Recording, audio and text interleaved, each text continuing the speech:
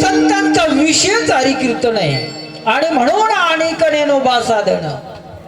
या ठिकाणी दुसरं साधन नाही. संतांचं दर्शन आवश्यक असेल तर कीर्तनामध्ये जावं लागेल. परमात्म्याचे दर्शन आवश्यक असेल तर नामचिंतन करणं आवश्यक आहे.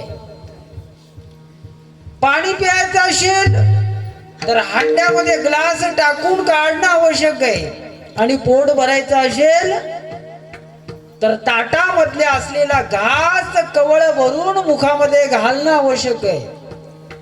हो, आणि चांगलं ऐकायचं असेल तर सुसभ्य माणसासमोर बसणं आवश्यक आहे. बरोबर की नाही? आणि त्या परमात्म्याचं दर्शन घ्यावं असं वाटत असेल तर चांगल्या संतांच्या समोर जाऊन बसणं आवश्यक आहे. चांगल्या संतांचं मार्गदर्शन घेणं आवश्यक आहे, अन्यथा ते प्राप्त होत नाही.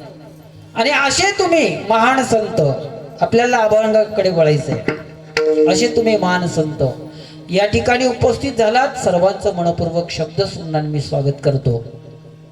आजच्या या कार्यक्रमामध्ये महाराष्ट्र भूषण मृदुंग अलंकार आपल्या मोखाडा तालुक्याचे वैभव हरिभक्त परायण करते सोमनाथ महाराज गवारी, उत्कृष्ट मृदुंग वादक, सर्वांनी त्यांच्यासाठी टाळी वाजवायचे. या कार्यक्रमामध्ये उपस्थित झाले, आपलं मनपूर्वक शब्द सुमनाने स्वागत.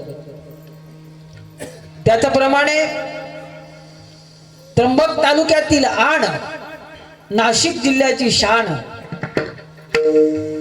आणि आमच्या लोणवाडी गावाची बाण असे असणारे आमच्या सौभाग्यवतीचे मावस भाऊ, आमचे परम मित्र, आदरणीय हरिभक्त परायण करते आमचे सरदार महाराज जाधव, त्र्यंबक तालुक्यामधील उत्कृष्ट गायक, सुंदर आवाज, भारदार आवाज या ठिकाणी उपस्थित आहेत. त्यांचे सुद्धा मनपूर्वक शब्द सुमनाने स्वागत. सर्वांचीच नावं घेणं शक्य नाही. हार्मोनियम विशारद आमचे वायले सर नेहमीच आमच्या सहकार्यामध्ये असतात. उत्कृष्ट कीर्तनकार आमचे सुभाष महाराज बारगडे, त्याचप्रमाणे नेहमीच आम्हाला साथ करणारे आमचे दिलीप मामा बेंडकोळी, मोखाड्या तालुक्यातील गाणकोकिळा, सुंदर आवाजाने संपूर्ण परिसर दुमदुम टाकणारे आमचे अनंता महाराज पाटील, तिकडनं आमच्या साडूचे सुपुत्र म्हणजे आमचा मुलगा मेजर योगेश डहाळे, त्याचप्रमाणे उत्कृष्ट कीर्तनकार आमच्या भारतीताई गवारी आणि उत्कृष्ट साऊंड सिस्टम आमचे खडके महाराज. जर कुणाचं नाव सांगायचं राहून गेलं असेल तर एका उखाण्यामध्ये नाव घेतो आणि आपण कीर्तनाला पुढे नेऊ.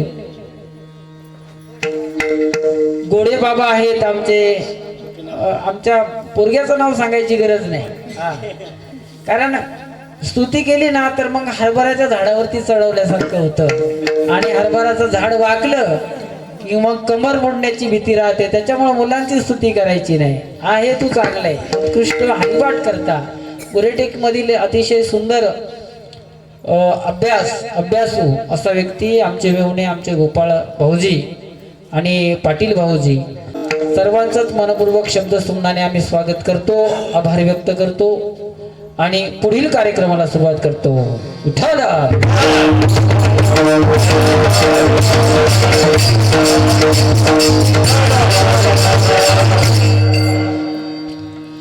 जगतवंदने जगद्गुरु संत शिरोमणी तुकोबाराया सांगतात,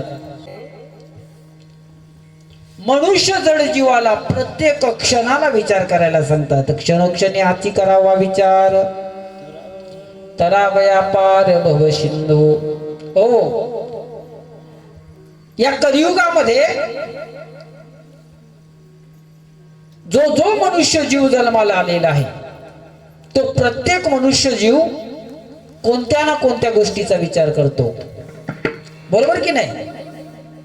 प्रत्येक जीव तुम्ही पकडा, म्हणजे ज्याला समजून घेण्याची इतपत बुद्धिमत्ता आहे तो प्रत्येक जीव विचार करतो. मग कुणी संसाराचा विचार करत असेल, कुणी मुलाबाळांचा विचार करत असेल, कोणी व्यवसायाचा विचार करत असेल, कुणी परमात्मा प्राप्तीचा विचार करत असेल. तर कोणी घरादाराचा विचार करत असेल, कोणी जमीन जुमलाचा विचार करत असेल, पण मात्र विचार करतो म्हणजे करतोच. असा जगतामध्ये एकही व्यक्ती नाही की तो कोणत्या गोष्टीचा विचार करत नाही. कारण विचारा वाचून कोणतीच गोष्ट साध्य सुद्धा होत नाही, हे तितकंच खरं. म्हणजेच प्रत्येकाच्या जीवनामध्ये विचार मात्र आहे. आणि या ठिकाणी तुकोबऱ्या तुम्हा आम्हाला विचार करायला सांगतात. कोणता विचार करायला सांगतात? तरावया पार भव सिंधू. हो, हे बघा, जर तुम्ही सज्जन विचार केला, सुसभ्य विचार केला, तर त्याचा परिणाम सज्जनच आहे, सभ्यच आहे. तुम्ही वाईट विचार केला तर त्याचा सुद्धा परिणाम वाईटच आहे.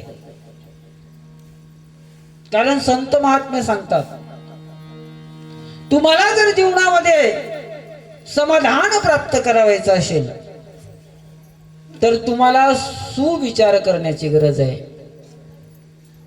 बरोबर की नाही? आणि म्हणून तुकोबराय सांगू लागले एका ठिकाणी, आ विचारा वाचोनी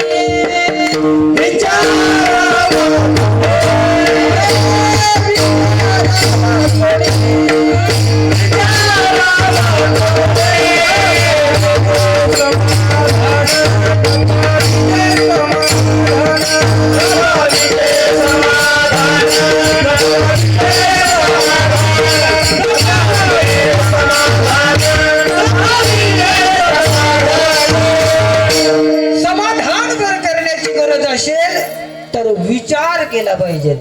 बरोबर की नाही? अनेक माणसं विविध प्रकारचा विचार करतात, पण समाधान मिळतं का? विचार मनुष्याने कधी केला पाहिजे? घटना घडून गेल्यानंतर केलेला विचार त्याला पश्चाताप म्हणतात, समाधान नाही. लक्षात घ्या मुद्दा. घटना घडण्याच्या आधी केलेला विचार त्याला समाधान म्हणतात.